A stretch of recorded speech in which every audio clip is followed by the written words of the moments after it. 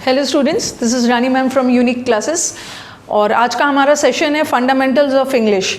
और जो आज इस वीडियो को पहली बार देख रहे हैं इस सेशन को, आई वुड रिक्वेस्ट देम कि इसका एक और भी पार्ट 1 मैंने डाला है। ठीक है, फंडामेंटल्स ऑफ इंग्लिश पढ़ने के पहले आपको छोटी छोटी पार्ट ऑफ स्पीच क्लियर होना चाहिए। तो आज ये fundamentals of English parts of speech का सेकेंड पार्ट है। ठीक है, मैंने फर्स्ट पार्ट डाला हुआ है, तो you can go to the description पे देखना या प्लेलिस्ट पे जाके चेक करना, इसका फर्स्ट पार्ट डाला हुआ है। फर्स्ट पार्ट में मैंने डील किया है कि कैसे हाउ टू आइडेंटिफाई, कैसे पता करेंगे कि कौन सा वर्ड नाउन है, कौन सा वर्ड प्रोनाउन है। डिटेल में मैंने डिस्कस किया है which word is preposition and how to identify conjunction. और वहाँ पे मैंने कुछ आपको एग्जाम्पल्स भी दिए हैं कि कैसे पता करेंगे कि कौन सा वर्ड प्रेपोजिशन है और कौन सा वर्ड कंजंक्शन है। वहाँ पे मैंने एक्सप्लेन भी किया, जैसे since is a word that can act as a preposition also, that can act as a conjunction also. वो तो सेंटेंस देख के पता करना है कि कहाँ वो प्रेपोजिशन का काम कर रहा है सेंटेंस में, कहाँ कंजंक्शन का। ठीक है, तो इसको वॉच करने से पहले एक बार आप प्रीवियस वीडियो देख लोगे, fundamentals of English part of speech का पार्ट 1। ओके, हमारे एज यू पीपल नो हमारे 8 पार्ट ऑफ स्पीच है। पार्ट ऑफ स्पीच को हम हिंदी में शब्द भेद भी बोलते हैं। पार्ट ऑफ स्पीच क्या होता है कि एक सेंटेंस कैसे बनता है, सेंटेंस वर्ड से बनता है, और एक सेंटेंस में वर्ड का क्या क्या रोल है। एक सेंटेंस में 10 वर्ड हो सकता है कोई वर्ड नाउन का काम कर रहा हो, कोई वर्ड एडजेक्टिव का काम कर रहा हो। तो how will you identify whether a particular word is acting as a noun. पता होना चाहिए what is the function of noun, what is the function of pronoun. तो ये तो मैंने लास्ट वीडियो में डिस्कस कर दिया है 4 पार्ट ऑफ स्पीच। अब हम बाकी का 4 कर लेते हैं। Okay, because it's very necessary. Sometimes the students they ask कि मैम पार्ट ऑफ स्पीच से क्या फ़ायदा होगा, क्वेश्चंस अटेम्प्ट करने में बहुत फ़ायदा होगा। Until and unless you know the part of speech, आपको वो शब्द नाउन है, प्रोनाउन है, प्रेपोजिशन है, कंजंक्शन है, ये आपको काफ़ी हद तक हेल्प करने वाला है। किसमें? फिल अप द ब्लैंक्स में। ये एरर्स में भी हेल्प करेगा, क्लोज टेस्ट में हेल्प करेगा, एरर्स में हेल्प करेगा। समटाइम्स किसी ब्लैंक में एडजेक्टिव की ज़रूरत होती है, you need an adjective, but वहाँ पे एडवर्ब लगा देते हैं। वो आपको डिसाइड करना है कि कौन से ब्लैंक में हमें एडजेक्टिव चाहिए, कौन से ब्लैंक में एडवर्ब चाहिए। तो अनटिल एंड अनलेस आपको पता नहीं हो कि एडजेक्टिव और एडवर्ब होता क्या है, तो आप पता कैसे करोगे? क्योंकि English is a very beautiful language. Beautiful in the sense कि एक वर्ड कहीं जाकर नाउन का काम कर जाएगा, एक वर्ड कहीं जाकर एडजेक्टिव बन जाएगा, कहीं जाकर वो एडवर्ब बन जाएगा, कहीं वो वर्ब का भी काम करेगा। ओके, तो a single word can act as an adjective, adverb, noun और कंजंक्शन। ओके, तो 4 parts of speech we have done. Let us move to the other parts of speech. Today we will do verb, adverb, adjective and interjection. Okay, we have 8 parts of speech. 4 we have already done in part 1. We'll be doing the rest in part 2.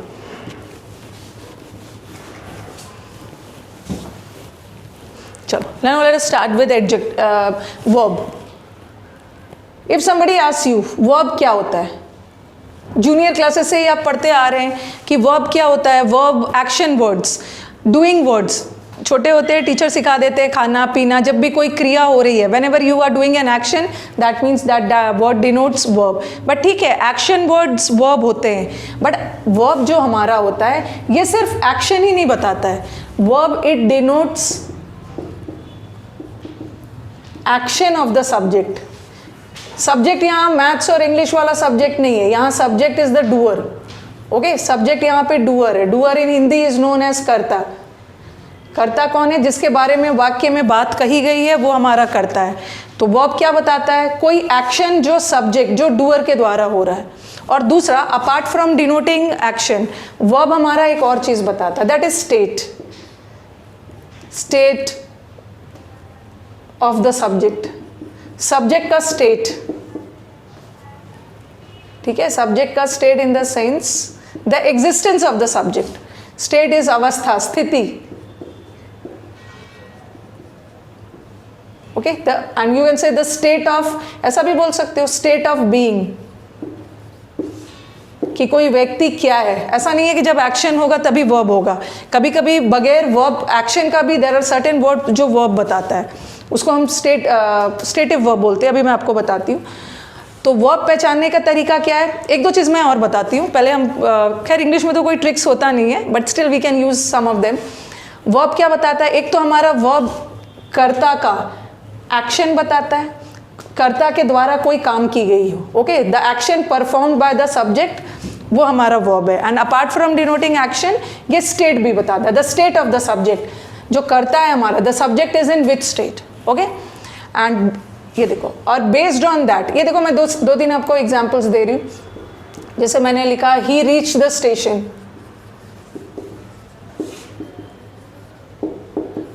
On time, and then I write he is good, या he is good at his work, अपने काम में अच्छा है, या he has a beautiful house,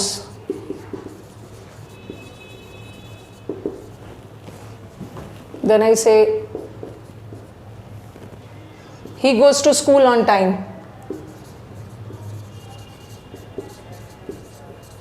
अब देखो verb थोड़ा सा आपको क्लियर होना चाहिए। वर्ब हमारा एक्शन भी बताता है, स्टेट भी बताता है, और वर्ब हम आने वाले वीडियोस में वर्ब के डिफरेंट टाइप्स भी करेंगे। बस अभी देखना है कि हाउ टू आइडेंटिफाई कि सेंटेंस में वर्ब क्या होता है।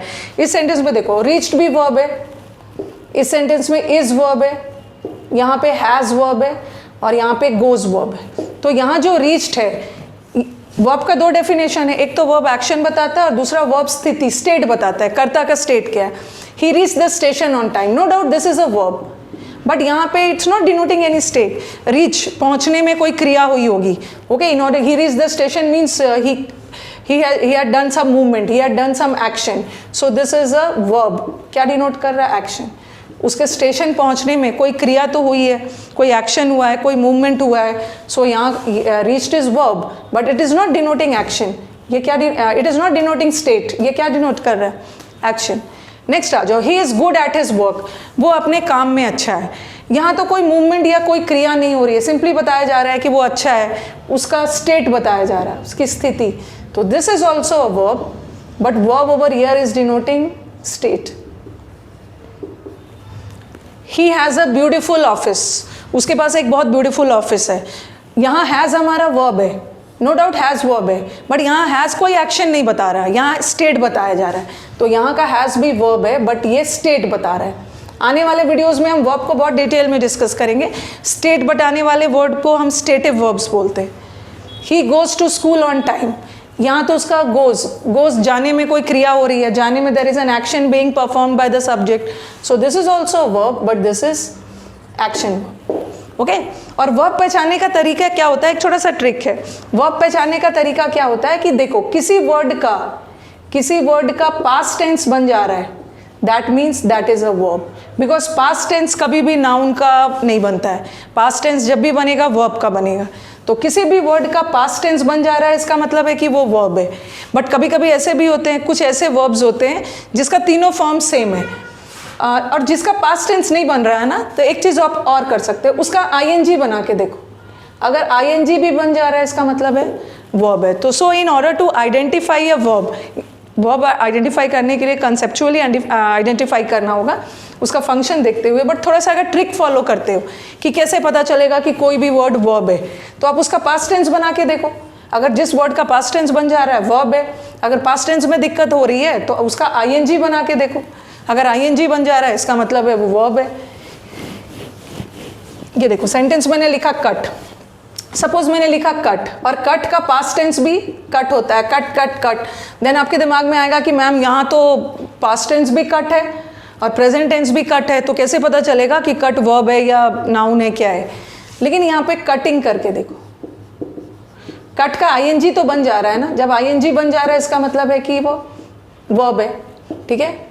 आईएनजी बन गया मतलब वर्ब है। अब डिटेल में हम और पढ़ेंगे, अभी तो मैं बस फंडामेंटल्स बता रही हूँ, क्योंकि कुछ बच्चों के दिमाग में आ रहा होगा कि मैम आईएनजी भी तो कभी कभी नाउन का काम करता है। वो सब हम करेंगे जब हमारा थोड़ा सा और एडवांस लेवल ऊपर ले जाएंगे इंग्लिश को। जैसे जीरेंट होता है जब वर्ब का आईएनजी फॉर्म नाउन का काम करने लगे तो उसे जीरेंट बोलते हैं, लेकिन बेसिक स्टेटस तो उसका वर्ब ही है ना, ठीक है। तो वर्ब पहचानने के लिए पास्ट टेंस बनाओ या वर्ब पहचानने के लिए उसका आईएनजी बनाओ, ठीक है।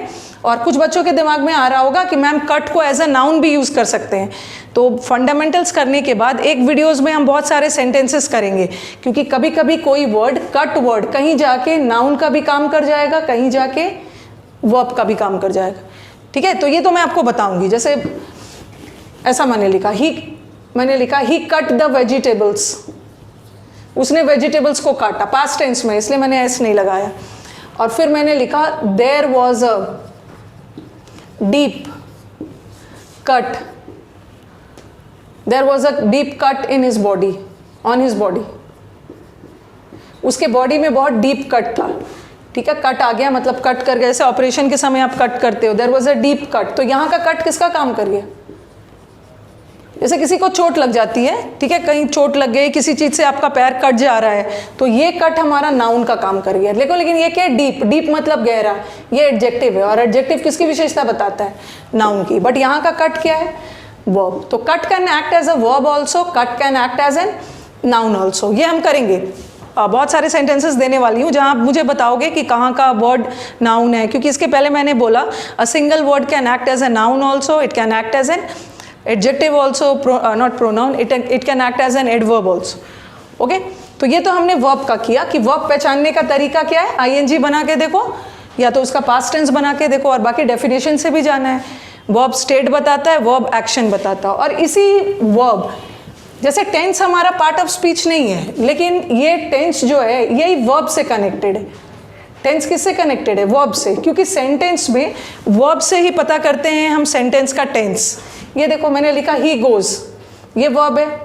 देन आई से ही वेंट, ये भी वेंट भी वर्ब है, एंड लिख दिया मैंने ही गो। तो the verb of the sentence decides the tense. He goes is verb आता है, this is present tense, went past tense, और he will go is future. So verb बहुत इंपॉर्टेंट चैप्टर है, verb बहुत deeply connected है tense से। जब तक आपका वर्ब का कॉन्सेप्ट क्लियर नहीं होगा, आपको टेंस में भी दिक्कत आएगी। ठीक है, ये तो हमारा वर्ब था। Now let us move to the next part.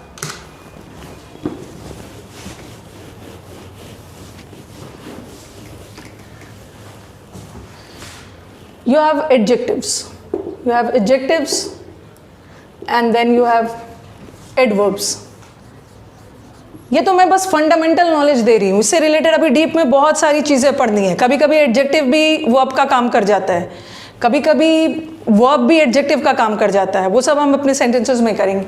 What is an adjective? Adjective भी हमारा एक पार्ट ऑफ स्पीच है। कैसे डिसाइड करोगे कि कोई भी वर्ड सेंटेंस में एडजेक्टिव है?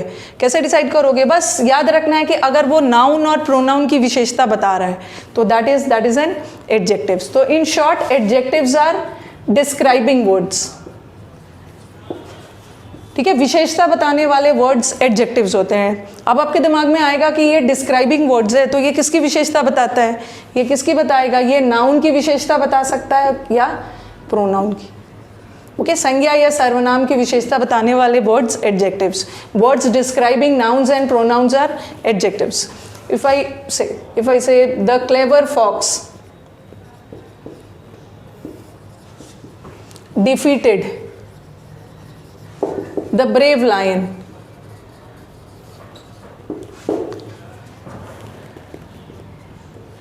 then I say the grapes are sour,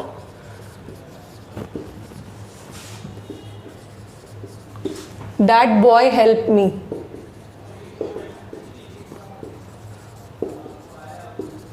ये देखो, अब हमें डिसाइड करना है, देखना है कि कौन सा एडजेक्टिव है, कौन सा एडवर्ब है। ये फॉक्स क्या है? फॉक्स इज एन एनिमल, और animals are noun. Defeated, defeated हमारा ईडी लगा है, डिफीट का पास्ट टेंस डिफीटेड, जिसका पास्ट बन गया वो वर्ब है।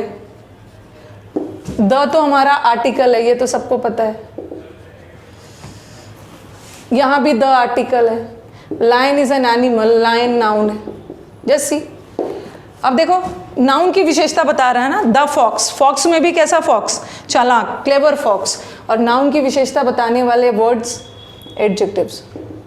अगेन लायन, लायन में भी कैसा लायन? बहादुर। So this is also an adjective. Okay, these are the fundamentals. अभी बहुत डीपली और स्टडी करना है, वो मैं आपको सिखाऊंगी कैसे नाउन से एडवर्ब, वर्ब से कैसे एडवर्ब बनाते हैं, वर्ब से कैसे नाउन बनता है। The grapes are sour, sour का मतलब खट्टा। किसकी, which word is it describing? This sour is describing which word? किसकी विशेषता बता रहा है? ग्रेप्स की। और ग्रेप्स हमारा नाउन है, वस्तु है, नाउन है। सो कैसा है? खट्टा, that is an adjective. Okay, that boy help me. अब यहाँ भी कंफ्यूजन में नहीं रहना है। बॉय क्या है? नाउन। हेल्प क्या है? वर्ब। ईडी लगा है, वर्ब। मी क्या है? प्रोनाउन। आई का मी बनता है। अब एक ही वर्ड बचा जो एडजेक्टिव हो सकता है, बॉय की विशेषता बता रहा है, which boy, that boy, which boy, that is that boy, तो ये भी एडजेक्टिव है। आगे हम करेंगे, एडजेक्टिव्स के बहुत सारे टाइप्स होते हैं, ये हमारा डेमोन्स्ट्रेटिव एडजेक्टिव है। कुछ एडजेक्टिव्स जो क्वालिटी बताते हैं उसे हम एडजेक्टिव ऑफ क्वालिटी बोलते हैं, कुछ एडजेक्टिव्स जो क्वांटिटी बताते हैं वो एडजेक्टिव्स ऑफ क्वांटिटी है, कुछ डेमोन्स्ट्रेटिव एडजेक्टिव होता है, कुछ पोजेसिव एडजेक्टिव होता है, जैसे माई फ्रेंड वॉज एब्सेंट। इस माई को प्रोनाउन नहीं समझ लेना, ये माई हमारा एडजेक्टिव है, फ्रेंड क्या है, नाउन, कौन सा फ्रेंड, मेरा फ्रेंड, तो ये हमारा पोजेसिव है। जब हम एडजेक्टिव्स करेंगे तो उसके डिफरेंट टाइप्स में डिस्कस करेंगे। ओके, तो एडजेक्टिव्स हैं हमारा डिस्क्राइबिंग वर्ड्स। अब आ जाओ हमारे एडवर्ब्स पे।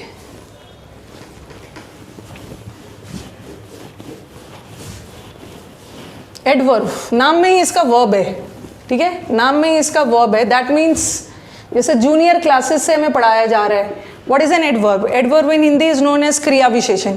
क्रिया की विशेषता बताने वाले वर्ड्स क्रिया विशेषण। तो एडवर्ब किसकी विशेषता बताता है? It describes a verb, but apart from describing a verb, adverb verb की विशेषता बताने के अलावा जो हमारा एडवर्ब है, it also describes an adjective.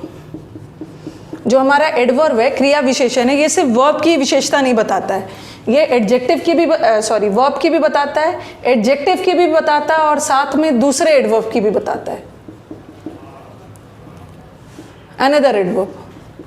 So in a nutshell, संक्षिप्त में, adverb describes a verb as well as an adjective और साथ में अनदर एडवर्ब। सेंटेंस देखो, ये लिखा मैंने, he works hard,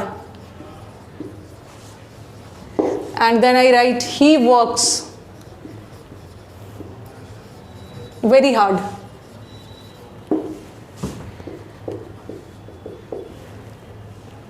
और लिख दिया he is very intelligent. Okay, अब देखो ये हार्ड, दिक्कत नहीं होनी चाहिए आपको कि अगर मैं आपसे पूछूं कि कोई भी वर्ड क्या है, बस आपको देख लेना है कि विच वर्ड किसकी विशेषता बता रहा है, वो वर्ड किसके लिए यूज हुआ है। ही वर्क्स हार्ड, ये जो हार्ड है, ही हार्ड नहीं है, he is not hard, he works hard. So this hard is describing which word, works, और works is a verb, so this becomes an adverb. अब यहां मैं बता रही हूं ही वर्क्स हार्ड, हार्ड में भी he is working very hard, वो कड़ी मेहनत कर रहा है, ठीक है, यहाँ तो वो मेहनत कर रहा है, बट यहाँ पे बहुत ज़्यादा मेहनत कर रहा है। तो हार्ड तो हमारा पहले से एडवर्ब था ही, और हार्ड में भी कितना hard, that is very hard. तो very is also an adverb. तो एक एडवर्ब दूसरे एडवर्ब को भी डिस्क्राइब कर सकता है। An adverb can describe another adverb also. And he is very intelligent. What is intelligent? Intelligent बुद्धिमान है, इंटेलिजेंट हमारा एडजेक्टिव है। कितना इंटेलिजेंट? Very intelligent. तो very is also an adverb. तो आपने देखा हमारा जो एडवर्ब है वो वर्ब को भी डिस्क्राइब कर सकता है, and adverb can describe another adverb also, and adverb can describe N adjective also. ठीक है, अब एक हमारा लास्ट पार्ट ऑफ स्पीच बच गया, दैट इज इंटरजेक्शन।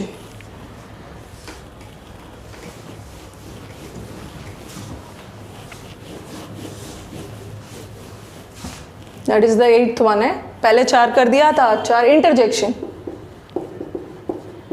ठीक है, इसका हम बहुत कम यूज करते हैं। इंटरजेक्शन का यूज किस लिए यूज करते हैं? To express feelings and emotions.